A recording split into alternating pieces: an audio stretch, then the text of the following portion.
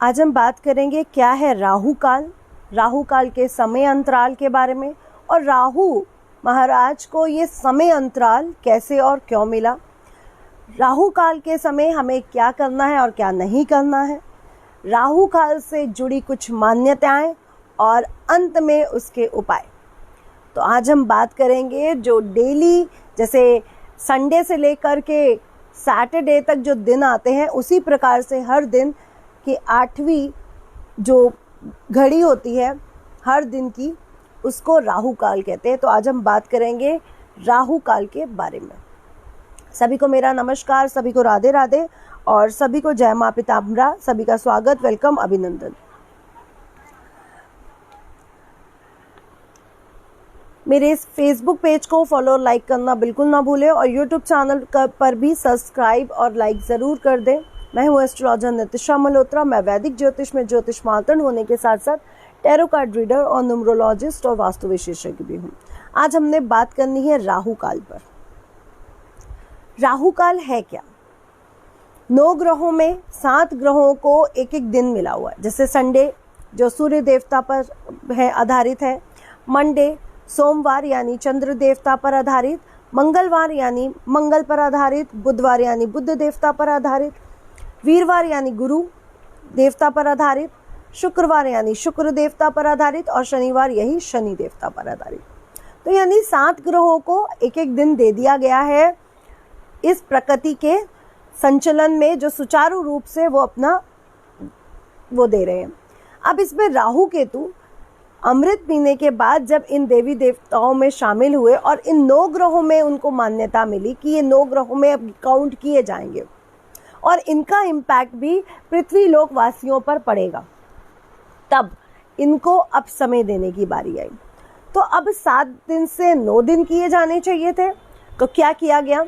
सूर्य उदय से सूर्य अस्त तक के जो समय है उसके 8वां जो भाग किया गया, उस भाग को 8वें भाग को राहु काल का समय दे दिया गया। ये हर दिन के हिसाब से अलग अलग आता है। जैसे अगर संडे है तो उसका अलग टाइम है, मंडे है तो उसका अलग टाइम है, ट्यूसडे है तो हर दिन के हिसाब से अलग अलग टाइम आता है। अब जब राहु महाराज को यहाँ पर समय का वो दिया गया, तो राहु महाराज, अब ये समय तो उनका है। जैसे सुबह जब आप, आज जैसे थर्सडे था तो सुबह की पहली हो रहा थी, यानी सूर्य उदय के लगभग 1.5 से 2 घंटे का टाइम गुरु का था। उसी प्रकार हर दिन लगभग 8वां जो भाग होता है, यानी 1.5 घंटे का समय जो राहु को मिला, वो राहु महाराज के रूलिंग में आ जाता है। यानी उस 1.5 घंटे को, उस सूर्य उदय से सूर्य अंत तक, अंत के 8वें भाग का जो रूलिंग प्लैनेट हो जाता है वो राहु हो जाता है। अब राहु महाराज ने उस 1.5 घंटे को अपने हिसाब से चलाना होता है और ऐसी मान्यताएं हैं कि राहु काल में किया गया शुभ कार्य वर्जित होता है। जैसे यज्ञ, हवन, पूजा पाठ। आपने कोई श्रृंगार का सामान खरीदना है, पहले श्रृंगार का सामान जब लेडीज खरीदती थी तो भी मुहूर्त देख के ही खरीदा जाता था, क्योंकि श्रृंगार का सामान उनकी प्रॉस्पेरिटी, गुरु यानी मैरिड लाइफ से जुड़ा था, हस्बैंड और वाइफ के रिलेशनशिप से जुड़ा था। और श्रृंगार का सामान जैसे सिंदूर, जैसे बिंदी, मेहंदी और चूड़ियाँ या पायल या बिछिया लेते समय जो श्रृंगार के सामान में आती है, चुनरी लेते समय, इन सब बातों का विशेष ध्यान रखा जाता था कि मुहूर्त अच्छा हो। वो जब भी हम लोग पायल लेते हैं या चूड़ी लेते हैं या कुछ भी लेते हैं, उसको यूज़ कर लेते हैं बिना टाइम और मोमेंट देखे, बट पहले ऐसा नहीं होता था। ऐसा शास्त्रों में ऐसी मान्यताएं हैं कि श्रृंगार के सामान को बहुत ज़्यादा प्रॉस्पेरिटी देने वाला वो कहे गए, इसलिए उनको भी समय अंतराल के हिसाब से यूज़ करने के लिए वो हिदायत दी गई है। तो राहु काल में श्रृंगार का सामान भी ना खरीदा जाता है और ना ही आप उसको खरीद सकते हो, ना ही उसको यूज़ कर सकते हो। यज्ञ नहीं कर सकते, पूजा, हवन, यात्रा। जैसे सपोज दैट आज हमने कोई जर्नी का प्लान बनाया, तो आज राहु काल आ जाएगा जब, तो उस समय हम लोग उस यात्रा से संबंधित उस यात्रा को उस समय शुरू ना करें। क्यों ना करें, आगे अभी आपको वो भी बताऊंगी। तो शुभ यात्राएं, यात्रा करना, मैं किसी बिजनेस डील से जा रहा हूँ तो भी ये सब करने से प्रॉब्लम्स आती है, ये सब कार्य वर्जित कहे गए हैं। बही खाते मेंटेन करना, जो अपने रजिस्टर मेंटेन करते हैं, बही खाते, आज सुबह से मैंने कितना पैसा कमाया वो आपने लिखना शुरू किया, या फिर आपने दिन में अपना बही खाता खोला, रजिस्टर खोला, लैपटॉप खोला और आप अपने हिसाब किताब में जुट गए। या फिर मार्च एंडिंग आ रही है, अब आप लोगों को ईयर का वो निकालना है, तो भी राहु काल का विशेष ध्यान रखने के लिए मान्यता दी गई है। अब जो काम अपने आप हो रहे हैं, नेचुरल, वो भगवान की मर्जी से हो रहे हैं, वो तो हो रहे हैं, लेकिन हमें ऐसी मान्यताएं दी गई हैं कि राहु काल का विशेष ध्यान रखना चाहिए। कोई कार्य के लिए मत जाओ, कोई बिजनेस डील के लिए मत जाओ, कोई श्रृंगार का सामान मत खरीदो, कोई शस्त्र मत खरीदो, कोई ऐसे प्रोडक्ट जो आपके काम आते हैं, लैपटॉप, फ़ोन, ये सब चीज़ें मत खरीदिए। जो बिजनेस में आपके काम आ सकते हैं ये सब मत खरीदिए। किसी शुभ यात्रा में मत जाइए, किसी धर्म यात्रा पे मत जाइए। अब मान्यता से जुड़ा जो तथ्य है वो यहाँ पे आता है कि क्यों ऐसा नहीं करना चाहिए, कि ऐसा क्या है कि क्यों नहीं करना चाहिए। अब आप पूछोगे ना क्यों नहीं करना चाहिए, तो ऐसा क्या प्रॉब्लम है जो ये आप लोग मना करते हो। जब राहु काल लगता है, वो विशेष पीरियड जिसे हम राहु और केतु का पीरियड कहते हैं, बेसिकली इस समय में धार्मिक कार्य जैसे यज्ञ, हवन, सुहाग का सामान, या फिर कोई यात्रा शुरू करना, या फिर ऐसा कोई सामान लेना जो आपके व्यापार, बही खाते मेंटेन करना, जो भी, उसको इसलिए मना किया गया है कि राहु काल में किए गए कार्य में बाधाएं ज़्यादा आती हैं। सपोज दैट हम आपके घर आ रहे हैं, अब ये मैं राहु काल में भी आपको एग्जाम्पल देती हूँ और काल सर्प दोष में भी ये एग्जाम्पल देती हूँ, क्योंकि ये कहीं ना कहीं सही भी है। राहु महाराज, मैंने कल भी कहा था, मैं उनको अशुभ प्लैनेट नहीं मानती हूँ, मेरे लिए वो बहुत शुभ है, लेकिन फिर भी राहु महाराज, देखिए राहु महाराज को ड्रैगन हेड कहा गया है, केतु को ड्रैगन टेल कहा गया है, राइट। तो ड्रैगन हेड और ड्रैगन टेल यानी स्नेक, और स्नेक कैसे चलता है आप इसको समझ सकते हो ना, वो एक वेवी सा फिगर बनाता है ना, ऐसे ऐसे चलता है ना, वेव्स बनाते हुए। तो बिल्कुल ये ऐसे ही अप एंड डाउन हमारी लाइफ में लाता है वो राहु काल भी, और ऐसे ही राहु से जुड़े और चीज़ें भी। तो इस पीरियड में जब हम कोई भी कार्य करते हैं तो प्रॉब्लम्स बढ़ते हैं, इस वजह से मान्यताएं दी गई। आप कभी भी इसको ट्राई करना, लेकिन क्या है, अगर हम अपने दिमाग को ये मैसेज भेजेंगे कि ये काम राहु काल के समय होगा ही नहीं, तो प्लीज़ मैसेज मत भेजें। इसको ऐसे नहीं लेना है कि राहु काल में होगा ही नहीं ये काम, ऐसे नहीं लेना है। मैं आप लोगों को दोबारा समझा रही हूँ, मैं पॉजिटिव रहने की बात करती हूँ, नेगेटिव रहने की नहीं। लेकिन ध्यान ये देना है कि कोई भी अगर आप शुभ कार्य कर रहे हो, अपनी हवन शुरू करना है, कोई पूजा शुरू करनी है, कोई यात्रा शुरू करनी है, तो कोशिश करें कि वो राहु काल के समय में ना की जाए।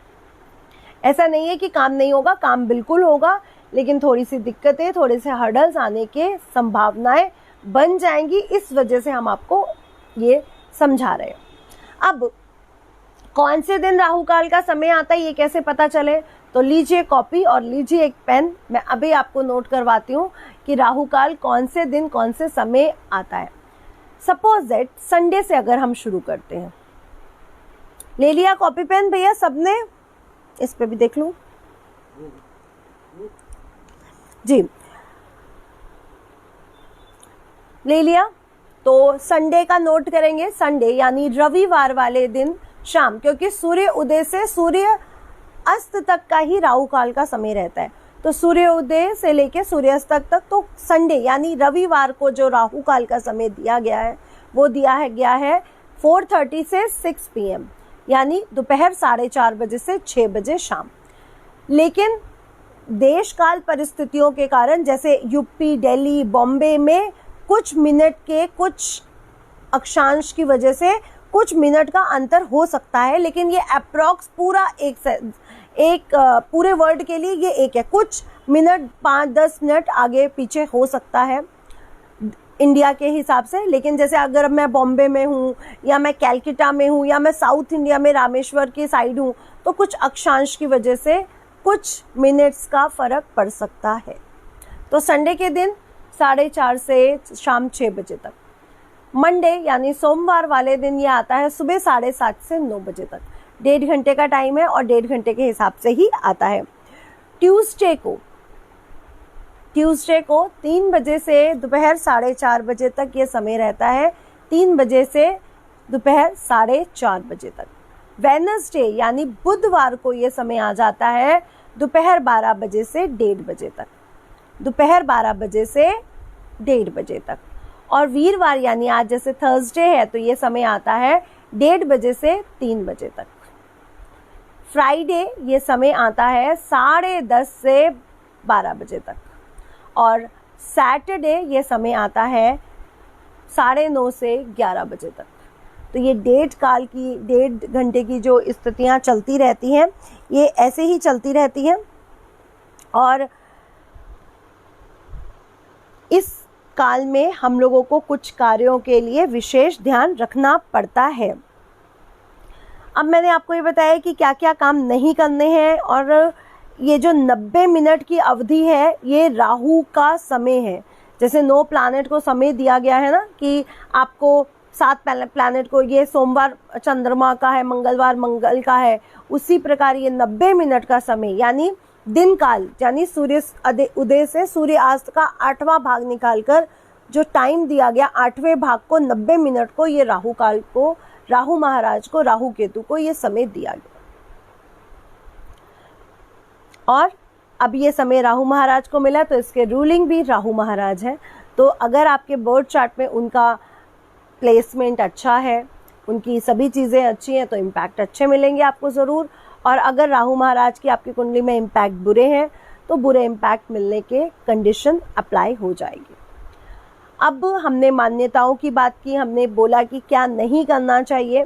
पहले के लोग तो कुएं से पानी भी नहीं लेने जाते थे अगर राहु काल लग जाता था, किसी के घर नहीं जाते थे राहु काल लग जाता था, घर से बाहर नहीं निकलते थे राहु काल लग जाता था, तो कोई यात्रा पर नहीं जाते थे राहु काल लग जाता था। तो पहले के लोग राहु काल को विशेष ध्यान से देखते थे और इस पर काम करते थे। अब इसके उपायों की बात कर लेते हैं। तो आपको इस उपाय में क्या करना है। अब आपने ऑफिस जाना है या आज कोई बिजनेस डील है या कोई आज मीटिंग है बहुत बड़ी और आपने ऑफिस जाना है, तब आप क्या करें अगर वो राहु काल में पड़ रही है तो ऐसी रेमेडीज भी होनी चाहिए ना जब हम उसका कुछ रेमेडी कर सकें। तो सबसे पहले प्रथम देवता हमारे गणेश जी का मंत्र ज़रूर पढ़ के बाहर निकले। बिना गणेश जी का मंत्र पढ़े घर से बाहर नहीं निकलना चाहिए। अब आप कहेंगे कि कौन सा मंत्र, मैं ये नहीं कह रही कि पर्टिकुलर किसी मंत्र की बात की जा रही है। आप श्री गणेशाय नमः, ओम गणगणपते नमः, सिद्धि विनायक नमो नमः, कष्ट विनायक नमो नमः, सिंपल से सिंपल चीज़ें भी कर सकते हैं जो बहुत सिंपल हों। गणेश अथर्वशीर्ष का पाठ भी कर सकते हैं। इसके साथ साथ पंचामृत का भोग प्रभु को डेली लगाकर अगर आप खुद लेके निकलते हैं या आपको राहु काल के समय कहीं जाना पड़ रहा है और आप पंचामृत लेके जाते हैं अपने मुंह में, तो भी आपको ये प्रॉब्लम्स कम होंगी। तो अगर आपको राहु काल पड़ जाता है और आपको किसी काम से जाना है तो आप पंचामृत पीकर जा सकते हो। और आप लोग कहोगे कि ये कैसी बात कर रहे हो आप, ये मिथ है। ये मैं अपनी लाइफ में खुद देखती हूँ। मैं इतनी ज़्यादा उस पे नहीं हूँ कि मैं हर चीज़ को उससे पे मानती हूँ, क्योंकि मैं हर डे को, हर स्थिति को, हर परिस्थिति को बहुत पॉजिटिव लेती हूँ। और मैं कहती हूँ होगा, सब काम होंगे, जो मैं चाह रही हूँ वो सब काम होंगे। तो मैं ये सब नहीं मानती पर्टिकुलर, वैसे अपनी अगर भाव की बात करूँ। लेकिन मैंने भी अपनी लाइफ में इस एक्सपीरियंस को देखा कि जब जब राहु काल आया, अगर मैंने वो काम स्टार्ट किया है तो उसमें स्पीड ब्रेकर आए हैं। काम हुआ है, ऐसा नहीं है कि नहीं हुआ, लेकिन उसकी गति ऐसी थी वेवी, यानी होते होते रुका या फिर रुकते रुकते हो गया।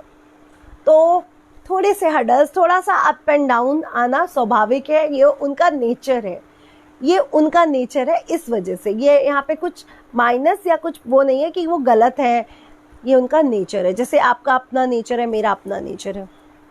तो अगर आप पंचामृत लेके निकलते हैं, पंचामृत आप भगवान की जी को रोज भोग लगाइए। और ये वैसे भी ये 2022 है पंचामृत पीने के लिए, तो इस साल मैंने सभी को बोला है कि स्पेशली लो।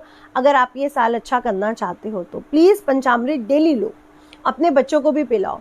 और पंचामृत के अगर गुणों की बात की जाए तो इसके गुणों की व्याख्या करना, शास्त्रों में भी अगर आप पढ़ोगे तो पंचामृत के गुणों की व्याख्या अच्छे से की गई है और बहुत एनर्जेटिक है ये। आपको इतनी एनर्जी प्रॉपर रोटी खाने से नहीं मिलेगी जितनी पंचामृत पीने से मिल जाएगी। खैर, पंचामृत पर, अमृत पर बाद में बात करेंगे, जिसे पंच अमृत कहा गया है, उस पर बाद में बात करेंगे फिर किसी और दिन। अब पहला जो उपाय बताया वो मैंने बताया पंचामृत का। दूसरा उपाय जो मैं बताने जा रही हूँ वो है कि अपने हाथ में कोई प्रोडक्ट लेके निकले, जैसे हरी सब्जी ले लें, अनाज ले लें, आटा है, गेहूं है, कोई भी चावल ले लें, कोई भी प्रोडक्ट ले लें और इसको जाते समय रास्ते में या तो किसी धर्म स्थान पर छोड़ दें, किसी भी रिचुअल प्लेस पर, या फिर किसी भिखारी को, किसी भोजन करने, किसी गरीब को खिला दें। ऐसा करने से भी हमारी ज़िंदगी में हर्डल्स कम आते हैं। तो फर्स्ट गणेश जी की पूजा करें, सेकंड पंचामृत का सेवन करें और तीसरा कुछ ना कुछ दान करते हुए निकलें।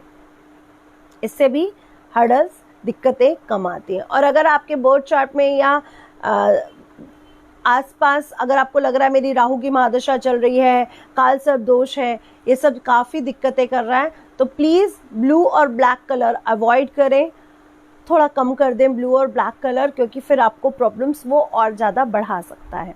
तो राहु काल में अगर आप कहीं जा रहे हैं तो ब्लू और ब्लैक कलर भी अवॉइड करने की कोशिश करें। अब पर्टिकुलर जेंट्स हैं वो ट्राउज़र नहीं कर सकते तो इट्स ओके। आपके यहाँ पे उपवस्त्र के लिए शास्त्रों में कहा गया है कि हमारा जो उपवस्त्र है, ऊपर का जो कपड़ा है, वो नीला या काला नहीं होना चाहिए। ट्राउज़र और उसके लिए कोई वो नहीं है। चीज़ें नीली और काली कम यूज़ करिए, ये आपके लिए सबसे अच्छी रहेंगी। और दान देना कभी मत भूलिए। आप नारियल लेके भी अपने घर से निकल सकते हैं। अगर आप किसी शुभ यात्रा, किसी बिजनेस डील पर जा रहे हैं तो नारियल लेके भी निकल सकते हैं। इसको धर्म स्थान पर छोड़ते हुए अगर जाते हैं तो भी राहु काल का कोई इम्पैक्ट आप पर नहीं पड़ता है। तो आज के लिए इतना ही। ये था राहु के ऊपर। और आज रात 8:30 बजे, बिकॉज ऑफ आज 1:30 बजे से पूर्णमासी लग रही है और कल दोपहर 12:30 बजे तक रहने वाली है, ठीक है। तो आज रात 8:30 बजे हम लोग एक साथ रहेंगे यूट्यूब चैनल जो एस्ट्रोलॉजर नितिशा मल्होत्रा पर है, और आपके पास रहेंगे तेज पत्ता यानी बे लीफ, और साथ में आप रखोगे अपने साथ रेड और ब्लैक पेन। तो आज ये रिचुअल हम लोग एक साथ करने वाले हैं। तो 8:30 बजे जो भी इस रिचुअल में मेरे साथ रहने वाला है वो यूट्यूब चैनल को सब्सक्राइब कर ले। 8:30 बजे मैं वहाँ पर आप लोगों के साथ लाइव रहूँगी। आपने अगर उसको सब्सक्राइब और लाइक किया होगा तो आपको नोटिफिकेशन वहीं पे प्राप्त हो जाएगा और आप वहाँ पे जुड़ जाओगे। और साथ में मैंने आप लोगों को बोला था कि होली है, तो मेरी तरफ से भी आपको रंगों का त्यौहार पे रंग देने की वो बनती है। तो आज मैं आप लोगों के वहाँ पर क्वेश्चन आंसर्स भी लेने वाली हूँ और फ़ोन कॉल के जरिए लूँगी। फ़ोन खोल दिया जाएगा उस समय और आपकी मेरे से फ़ोन पर बात होगी। तो प्लीज़ जुड़ना बिल्कुल ना भूलें। रात को 8:30 बजे मेरे यूट्यूब चैनल जो एस्ट्रोलॉजर नितिशा मल्होत्रा के नाम से, वहाँ जुड़े और 8:30 बजे हम ये रिचुअल साथ में करने वाले हैं। जाइए सब्सक्राइब करिए, और जो भी अपने बर्थ चार्ट का पूर्ण एनालिसिस, अपनी व्याख्या लेना चाहता है वो हमारे 8933807108 नंबर पर व्हाट्सएप द्वारा अपने बुकिंग करवा सकता है। जो चार्जेबल है, जो पेड है, इसका चार्ज लगेगा, इसका पेड होगा और इस पे बात मेरे से होगी और मैं ही आपके बर्थ चार्ट का विश्लेषण करूंगी। तो फ़ोन पर मेरे से बात होगी आपकी। एक चीज़ और विशेष ध्यान रखने वाली बात यह है कि फ़ोन खुला नहीं होता है, वो वहाँ पर मैं बोल रही हूँ व्हाट्सएप करें, तब आपकी अपॉइंटमेंट बुक होगी, ठीक है। फ़ोन कॉल पर मेरे से बात होगी, वो एक अलग प्रोसेस है, वो अपॉइंटमेंट के बाद की प्रोसेस है। लेकिन अपॉइंटमेंट लेते समय आपको व्हाट्सएप ही करना पड़ेगा, इसलिए फ़ोन स्विच ऑफ ही रहेगा। 8:30 बजे जब हम ये रिचुअल के लिए आप लोगों के साथ रहेंगे तब मैं अपने फ़ोन को खोलूँगी और उस समय आपकी बात मेरे से होगी और आपके लाइव पर प्रश्नोत्तरों के जवाब, प्रश्नों के उत्तर यहाँ पर देने वाली हूँ। तो गॉड ब्लेस यू। इस होलिका दहन पर आज जो हमने आपको होलिका दहन पर जो उपाय बताए हैं, प्लीज़ वो ज़रूर करें, उसका लाभ उठाएं, क्योंकि ये साल में एक बार आती है, बहुत बड़ी पूर्णमासी है, तो उसका लाभ ज़रूर उठाएं और अपने जीवन से सभी प्रॉब्लम्स को, सभी दिक्कतों को, सभी दरिद्रता को, दुखों को दहन करके आए। आज ये ट्रांसफॉर्मेशन का समय है। ये काल बदल रहा है, सर्दी से गर्मी की तरफ बदल रहा है। उसी तरह ये ट्रांसफॉर्मेशन जो हो रहा है ये हमारे कष्टों को भी ट्रांसफॉर्मेशन कर सकता है। तो प्लीज़ आज जाएं और वो रिचुअल्स जरूर करें। और जो लोगों ने लिखा है कि हमारे यहाँ होलिका दहन नहीं होती है, हम लोग क्या करें, वो अपने घर पे एक छोटा सा हवन भी पूर्णमासी के उस पर कर सकते हैं। तो हवन या यज्ञ छोटा सा करने का प्रोसेस लोगों को पता है, जो नहीं कर सकते